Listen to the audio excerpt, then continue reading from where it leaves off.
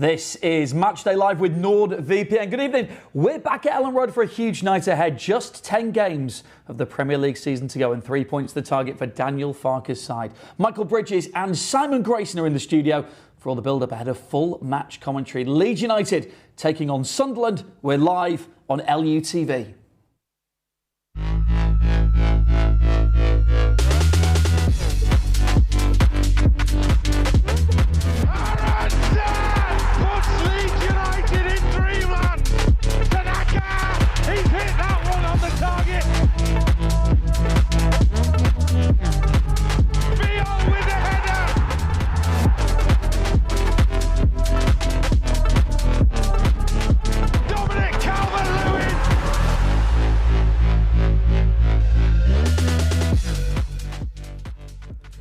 Well, here we go then. The stadium is filling up. The floodlights are on. We love a night game here at Elland Road, don't we? And we are less than 30 minutes away from kick-off. Michael Bridges and Simon Grayson, both, of course, with former Sunderland connections, so know our opposition very well indeed, are with us in the studio tonight. And I can't wait for this one to start, because, Simon, this is it's a big opportunity, right? Tonight, on the back of that, of course, defeat against Man City, but Sunderland, the opponents tonight, a good chance for 3 points. Look, it's a huge game in this big scheme of it. 10 games to go, as you mentioned earlier. That winning tonight could be a massive, massive boost to where we're going to be come the end of the season. Obviously, what people can't do is get too complacent that we've gone through this run of Manchester City, Aston Villa, etc. The big teams, Chelsea, and then it's a team that are sort of mid-table on a bit of a downward spiral. But if we can get 3 points tonight, it's more or less secure in Premier League status. Yeah, Bridgie, like I say, a club you know very well. You've covered them quite a bit this season as well in the Premier League. They're a good club. They've done a great job as well. But you look at this one tonight, and there's an expectancy a little bit, which is credit to Leeds and where they are in the run that they've been on, that we can go and get the job done here. Yeah, absolutely. I think this season for both clubs has all been about that home form. Simon knows what it's like at the Stadium of Light, and we know what it's like at Elland Road here. The fans play a huge part in it, and I think that's why you've seen the teams like Sunderland and Leeds at home having them results against the opposition coming. We're at home tonight, it's Elland Road, and it's up to the players to go out with that mindset to know that a victory at home tonight put us 9 points ahead of West Ham with a better goal difference, so it's almost like an extra point as well. There's no more incentive needed to get another 9 points clear of that danger zone, because you've always got to keep looking over your shoulder until that magic number is there, the number 40. Yeah, well, you're never quite sure what the number's going to be, but 40 suddenly would be a good one to arrive at. You see the players arriving a little bit early. I actually went for it just before the players came. I went for a little stroll around the ground tonight, just sort of soak it up a bit. And it's quite relaxed, really, both sets of fans, because if you would have looked at this at the start of the season, on the eve of the season, commentators, pundits, maybe even fans would have looked at this and said, "Oh, start of March, Leeds Sunderland, that's going to be a relegation 6-pointer." And credit to both teams and the way that they've been run and played this year, that it's not a relegation 6-pointer. It's a really important game, but it's not what some people thought it might have been at this stage of the season. Yeah, both teams had contrasting parts of the season in terms of Sunderland had an unbelievable start to the season in the top four for large parts, and have drifted away through injuries and African Nation Cup players going there, and probably in a position where they'll be more than happy to be. And obviously from us, the last 2-3 months has been outstanding. From the Manchester City game where we lost 3-2, the run of form has been excellent. And there's a group that are determined, got passion, desire, and they're representing the football club in the manner that the supporters want to see them, that they're giving everything, they're covering the yards, they're doing everything to get any point to make sure we're a Premier League club next year. Yeah, you mentioned about a win tonight and what it would do in terms of the gap to West Ham, but also it would just put, 5 points between us and Spurs just below us. They're on a atrocious run. I mean, Crystal Palace to come next. Crystal Palace, well. They're playing. Tottenham won in 10 games, unbelievable. Daniel Farke, of course, won't be on the touchdown. We'll talk about that shortly. But you do look at it and think, with us playing first, even with it being the 7:30 kickoff, and then those teams play tomorrow, and then the Spurs game is, I believe, on Thursday night. We could pile a heap. I'm getting ahead of myself, aren't I, already? It's not even kick-off yet, but we could pile a whole heap of pressure on those other teams. Yeah, absolutely. As a player, that's the kind of thing that I used to look at, getting the early kick-offs, or whenever you were playing, if you were playing on the Saturday before a Sunday game for the opposition, you'd look at that. It was definitely the forefront of your mind. As a manager, Simon, and a coach, does that play into your mind when you were coaching, knowing you had the advantage of going early? Well, it's a bit of both, isn't it? as I've mentioned to you before, you can only control the controllables. But I think sometimes one of my favourite scenes. If you can win, obviously before the others are playing, then it's a massive boost. Of course, it is. On the other side of that, if you're playing after the teams around you have lost, it gives you an incentive, or if they've won, you've got extra incentive to maybe get a result. Like we tried to get a result after Burnley lost on Saturday in the afternoon on the evening kick-off against Man City. It didn't pan out that way. Look, just control what you control, and that's getting a result. Play with the desire, the passion, the confidence, and let the results take care of itself or elsewhere. Problem is, Simon Grayson's too media trained. He asks you a question, well, it could be a bit of this or it could be a bit of that, you know, either way. No, I'm talking in a manager's perspective, not media. That's manager media trade. You know, the lights are on tonight. We talked about this, and yeah, of course, it wasn't a win against Man City. But like Leeds you said, it wasn't under floodlights when the game kicked off. It wasn't floodlights until about 15, 20 minutes in. We are still unbeaten under floodlights. We're sticking with that. Yeah. But we know that can have an impact tonight. And I guess the players feel that kind of electricity sort of going through the stadium. I don't mean literally the floodlights, but I mean, do they kind of feed off that, do you think? I just think when you see a stadium, doesn't matter where you are, but obviously, you know, being at Elland Road and them European nights I talk about, they're special evenings, but when you see a football stadium and the fans and the players are going towards it, doesn't matter where it is in the country or the world, and you see a ground lit up and you're getting drawn towards it, it's like when flies go towards the lights, you know, they can't stop looking at it. It's got this attraction towards it, and then they're just great evenings. And, you know, games like this tonight is what I used to thrive on, used to enjoy, turn up at the ground, getting your preparation done and getting ready to go. It's a great way to play, isn't it? Under the lights, night match. Yeah. It's got a special feeling about it, these sort of games. And I've been fortunate over the last few weeks. I've met a few people who work in the Premier League and the clubs, and all the cops keep talking about is the atmosphere at Elland Road, how good it is, and sort of what a part that these supporters play under the lights. It's how many points will it generate if we were how many do you think we would get if all the games had been an afternoon kick-offs? Probably not as many, I don't think. Being a European spot if we're playing. If they're all at night time. Yeah, the other way around. Yeah. Let's just run you through the team, actually. We haven't done that yet. It's been obviously down on the bottom of your screen there, but no changes from the game against Manchester City, which means Carl Darlow, who we'll hear from in just a moment, is in goal. That back five, James Justin retains his place. Joe Rodon, we were a little bit worried about his sort of hamstring at the end of that match. Pascal Strike scored 2 in this fixture, didn't you? Remember this fixture last year? Unbelievable. 2-1 was that? 2-1, yeah, the 2 late goals from Pascal, absolutely brilliant. Gabby Goodmanson and Jaden Bogle as the full-back areas, the midfield of Ethan Ampadu, captain, Ilya Gruev, Brendan Aronson and Anton Stack. And Dominic Calvert-Lewin makes his 200th Premier League start tonight. 179 for Everton, 21 for Leeds, and in those 21 he's made some impact so far, Simon. Well, he certainly has. Look, I think the whole of the Premier League will be thinking now, or not, a majority of the support clubs will be thinking, why didn't we take Calvert-Lewin? The only obstacle in the way of not taking him was he going to stay fit? And behind the scenes, Daniel and his staff have managed him, and Daniel and Dominic has sort of done the same thing. He's looked after himself, I'm sure, and he's got a bit of luck by not having injuries here and there. Most Premier League clubs will be desperate to have him now in their team and their squad, because he's a proper throwback centre forward, and he has been really, really good. There's a lot of teams around the country who spend 50 million plus on strikers that have underperformed, and Leeds United had a gamble, like Simon said, to go for the wages on the free contract, and he's paid Leeds United back, you know, tremendously well, and it's also kick-started his career as well to prove the doubters wrong. Okay, from one end to the pitch to the other, Dominic Calvert-Lewin will be looking to get the ball in the back of the net. The guy trying to keep him out is Carl Darlow. Let's get his thoughts ahead of tonight's match. Well, Carl, this has the look of an important one tonight. Would you agree? Yeah, definitely. I think from here on in, they're all important ones for us. I think we've got 10 games left now, and we want to maximise the points that we can get in each and every game. So, yeah, another opportunity for us tonight to hopefully maximise the points. It was a tough game that you had at the weekend. Has everybody been able to recover sufficiently from that? Yeah, definitely. I think everyone's in good shape. We trained yesterday, and then yeah, we've recovered well and we're ready to go. Sunderland have actually done really well, haven't they, as another promoted side this season? They'll feel they're pretty much there. Does that give you a chance of doing something against them perhaps tonight? I don't know how they're feeling or what their thoughts are, but I think 2 newly promoted teams are going to go at it, and I think yeah, it's going to be a good game to watch, and hopefully we come out on top.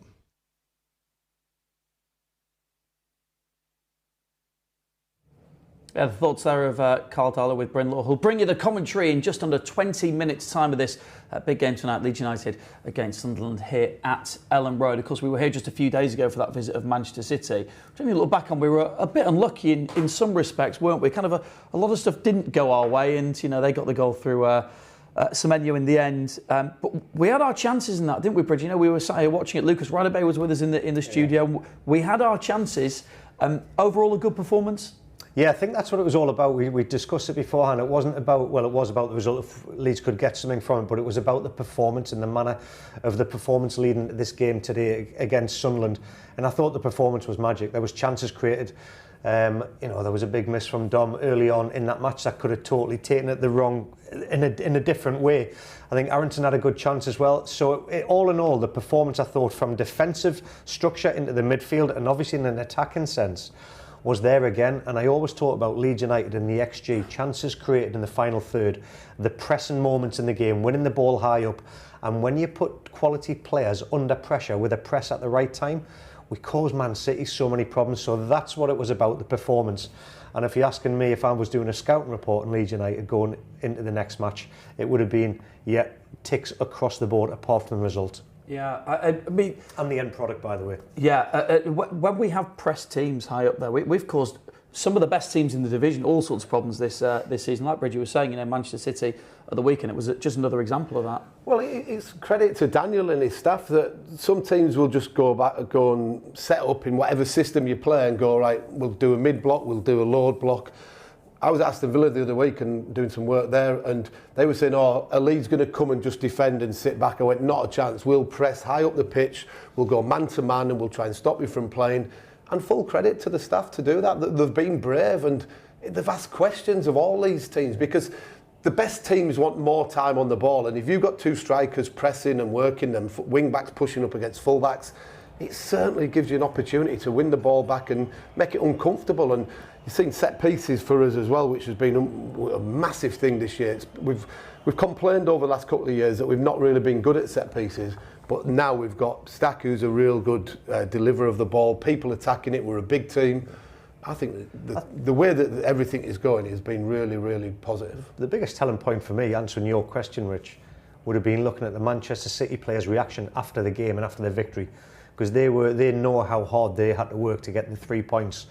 And I saw a different side to Manchester City that night with their defensive structure, because they've looked so frail. That was a huge nod to say, hopefully Leeds will give us a good game. So that kind of performance at Elland Road again is the minimal that we expect. And I think the Man City game as well, most people expect you to lose to Manchester City, but it's how you lose by. Because if we'd lost, say, 4-0 or something like that, the goal difference then eats and everything into a bit more confidence. But to lose just 1-0 and play as well as we have done, it's basically, only thing missing, as you said, was a result.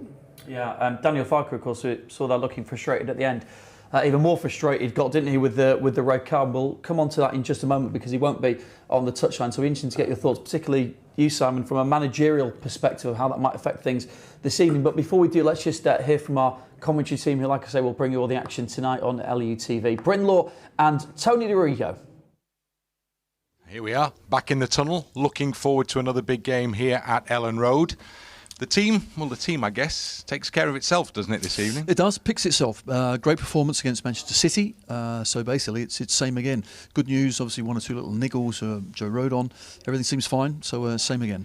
Is it going to be a different sort of game we're expecting this evening? Very much so, and it's more of a mental challenge, I think, for our boys. Saying that, every time they've had a defeat or a difficult game against one of the big boys, they've come back strong next game anyway. So I don't see it as an issue. But certainly against Sunderland, we're expecting, of course, a win. It's a home game against a team that aren't on great form, and we are expected to win the game. But that comes with its own sort of pressure, so we just have to be careful of that. Sunderland will feel that they've pretty much done the job of staying up, won't they, on their points total? I hope so. Are they on the beach already? No, listen, they're going to come to Elland Road. They're going to want to beat as simple as that. Both teams got promoted. Sunderland had a fantastic season so far. Spent a lot of money, and it all came together. And they're looking good. But just recently, they have certainly dropped off. But for us, it's the same thing that we always need to do, and that's just win, get those 3 points. It's a home game against a team kind of not too far ahead of us. So we'll be very determined to beat them. And after the weekend results, the situation is that Leeds can really do themselves a power of good if they could take something from this tonight, couldn't they? You and me will feel a lot more relaxed. You're right, 9 points to West Ham if we can win tonight. That's a big gap, it really is. So it is one game at a time. I said before the home games that we've got to come, but this is one that surely we circle and think, okay, we need 3 points. There you go. It's that straightforward.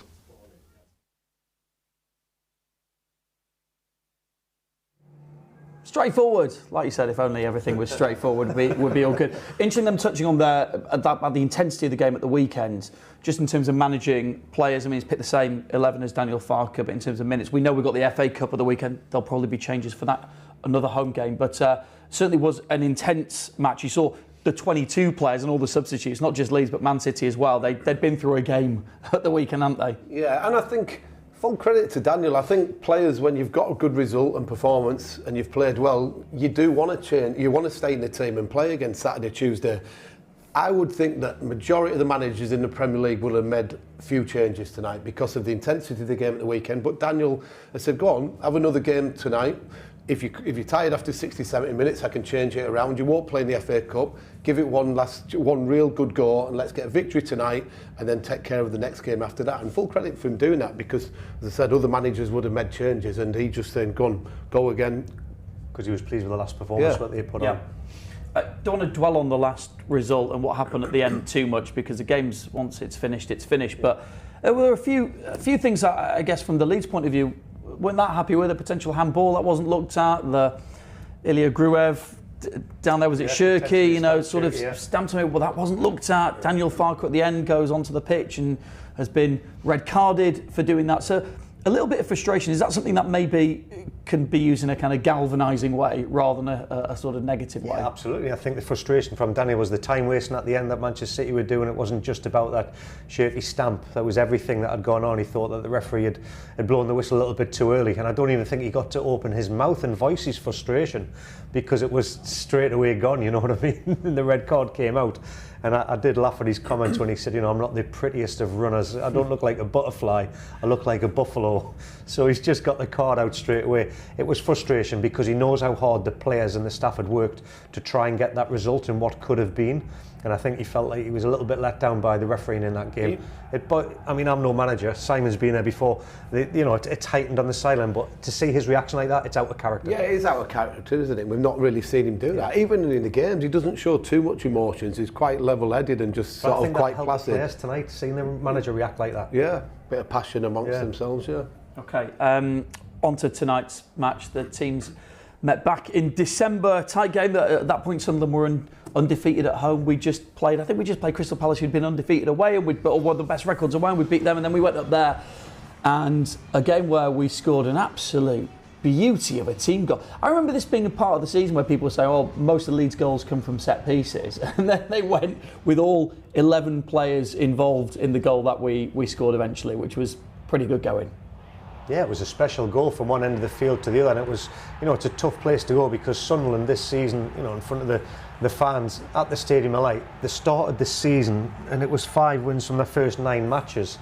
And obviously the home record was only done a few weeks ago to Liverpool, so it was always going to be a tough ask. But when we saw the goal that Leeds created from one end of the field back to front, it became one of the, potentially could be involved as one of the goals of the season because everybody touched the ball and it was from back to front, and I think it was just the dynamics and the bravery to play around Sunderland's press because Sunderland do something very similar to Leeds United. They will press high when you have the ball deep, and we executed it to perfection. It was some goal to score. If you're a manager on the sideline watching a goal like that, what do you do? Just turn around, raise your hand and go, thank you, my work here is done. Yeah. You just go, well, that's all due to me, all the work I've done on the training pitch with the players. But as Bridgie said there, it was a fantastic goal. Everybody's touched it. The calmness when Sunderland were pressing like they were to play 1 touch, 2 touch, Stack plays it out wide and then it's a great ball. Calvert-Lewin with the movement into the box does what he's done really well, but like you say, there's people passing, moving again, 1 touch, 2 touch, flicks inside, the awareness to see it out the other side, and then it's like, go on, what can you do from here? Can you put an end product with the final cross, and he does. There's Aronson and Calvert-Lewin's in there. I can see Simon's mouth watering from that tactical view there, watching that, like when I see a steak getting cooked. That was just a coach's dream of a goal. Yeah, I mean, we scored some great goals this season, haven't we? And that's definitely up there, especially in terms of a team goal. We should just focus a little bit on the opposition as well. You know, we talked about we're the same lineup. They're missing some players, aren't they? Granted, Xhaka's on the bench but doesn't start. Brobby's out. We know what a threat he is as well. Lefay is in the team. He's got that threat. And the goalkeeper as well, Bridgie. Well, the big one for me is the goalkeeper, Robin Roof's been out. I've watched him numerous times this season. I think he's made probably 15 saves of the season. He's been outstanding. You can speak to any Sunderland fan, they will say probably one of the standout players defensively. I mean, they've had a number of players, Dan Ballard, but he's in. I think Robin Roof's, they're going to miss him in goal without a shadow of a doubt. I look at Granit Xhaka, 5 assists this season. He's the captain, he's the leader. He's been like dynamic in cleaning up play, switching play. Brian Brobby, 5 goals. And then you've got Isidore as well, who's on the bench. So there's a lot of firepower. The only one that I look at for the stats for Sunderland, Enzo Lefay, the fans will be looking, Sunderland fans will be thinking, oh, we're missing some very, very key players in this lineup tonight. I think for me, Xhaka not being sort of at full fitness the last few weeks and missing has probably been the reason why Sunderland have been on this downward spiral and losing games, because his experience first half of the season, he just seemed to pick up everything in the defensive holding midfield unit, but then he finds passes for assists as well. So let's hope that he doesn't come on and affect the game. OK, let's hear from the gaffer the thoughts of Daniel Farke. We're just under 10 minutes to go until kick-off. We've played them also on championship level, so we've played against Régis Lebris' side, and we know also like how he sets up his team, what his team is all about. We had tight games already on championship level. It was a tight first game. I think we had one of the best results so far. Once we went there, they've nearly beaten each every opponent in the home game, and we came away with the draw, and was in the end a good draw. I expect also a tight and difficult and complicated game in the home game, but yeah, on this level, Premier League level, each every game is difficult. Of course, a big plus for them that Granit Xhaka is of course back. They've missed him a little bit in recent weeks, but yeah, they're doing a fantastic job during the season. They're in a really good position right now, but that doesn't take anything away that we are highly motivated to show again a good performance and also to win as many points as possible. Anton is highly praised as one of the best signings during the whole Premier League, and rightly so, because he's delivering on Premier League level, on the top level. He's there for us, shows versatility, plays in more or less each and every midfield role, in deeper role, in a higher role, in a more advanced role, in a deeper sitting role, and delivers in each and every position with big consistency. Is important for us also with the strength in the air. He wins for us many balls, is really strong in the duels. I also like his ability to run the game. Of course, he's good when he has the game in front of him, but also like under pressure when he's with the back to the opponent's goal, he hardly loses the ball. He influences the game. He delivers goals. He delivers assists. He is quite often also the creative spark for us. Also what he does against the ball, unbelievable consistency. I think he covered ground is always on the top level in each every game, also like high speed distance. So for me, a very complete player, and we are all happy that we have him. And for me, a fantastic player on this level.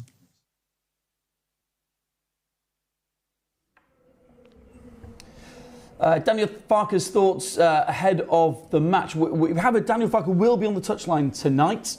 We weren't 100% sure whether that was going to be the case after the red card against Manchester City. That's a bit of a boost for him and for the team as well. You know, it's much better to have your manager on the touchline than set up 15 rows in the stand, isn't it? Depends if which players, which people ask, to be fair, because most of the instructions I give players are sort of not listening to you anyway. So, but I think it's just his status of being there, to be fair, that he sort of is the leader of the ship, and he's there for the players to see it. And when he does say things, then the players certainly take notice of him. But there are plenty of players that will be copying a death one, that's for sure. Yeah. Where are the main battles tonight? You mentioned Ballard for them as well, and how well Dominic Calvert-Lewin, who's been playing, scored against them at the Stadium of Light. Is that one of the key ones tonight? Where else on the areas of the pitch should we be looking where this might be one? Well, it depends what formation Sunderland are going to go with. They might go with the back four, as we've seen them do with Alderete and Dan Ballard as the two centre halves. or they might go like for like, because Hertrauder's in, O'Nine's in, Hume's in, so that suggests to me it might be a back five or a back three into a midfield four, so it remains to be seen. But I just think that midfield battle, if it is Diarra, Siddiqui against Ampadu and Gruev, with Enzo Lefebvre, Roman, we'll have Stack and Aronson. There's a lot of legs and energy in there with some quality key players, so I think the midfield battle is key for Ampadu and Gruev, Leeds United, to contain Siddiqui and Diarra. Yeah, I mean, football's full of data and stats, isn't it? And some of them do stick out a little bit. Sunderland have been really good at getting points out of games where they've been trailing in games. They're one of the, I think, the second best in the Premier League for that. Late goals as well. Late goals. I bet you a lot of them points have come at home though, as well, weren't they? Yeah. Leeds have been the opposite in some respects. They've been ahead in some games where they've dropped points. Does that suggest to you a bit like the Forest game? You know, the thing that Leeds did so well in that Forest game is they didn't get one, they didn't get two, they went and got the third. Like, you go out and kill a team if you can. Exactly. And like, Daniel will be sending the players out with the same message as he always does: get after them quickly, press high up the pitch, but make sure we don't get done on the counter attack. But make sure we're getting the tackles, we're playing forward, we're getting the ball into Calvert-Lewin. And let's go and take the game to them. Get the early goal, but don't then sit back and try and protect. Because we've not done that all season, to be fair, or in this run that we've been on. And it is a key to do that. The set plays as well. The long throws in for Ampadu for Leeds United. Mukiele is out for Sunderland. He's got the long throw, so I think, again, Stack with the deliveries and Ampadu with the long throw, another key part of the game. I'll tell you what, the music's starting just outside. We can hear in the side of our ears the atmosphere. The place is full, as I'm sure you can imagine. The bucket hats are on, and we are pretty much ready to go for kickoff. So let me ask you guys, how is this going to go? Sunderland, they were in the top four. A win today will be 3 points off them. How's this one going to go? I'm going to take it from my golf performance today at Old Woodley. I won 2-1.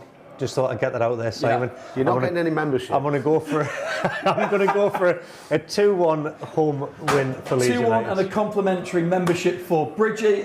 Simon?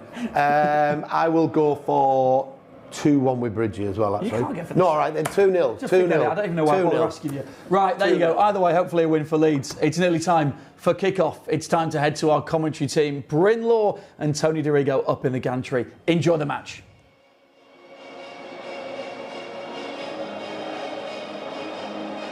Thanks, Rich. Yeah, we're here, we're ready, poised, primed for what has the look of a potentially significant Premier League fixture. There are just 10 games to go. Can you believe it? 10 games left in this Premier League season, and there is still work that Leeds United need to do to ensure that we'll be talking about another Premier League season come next August. Sunderland, well, having come up with Leeds, they hit the ground running at the new level, at the higher level, and they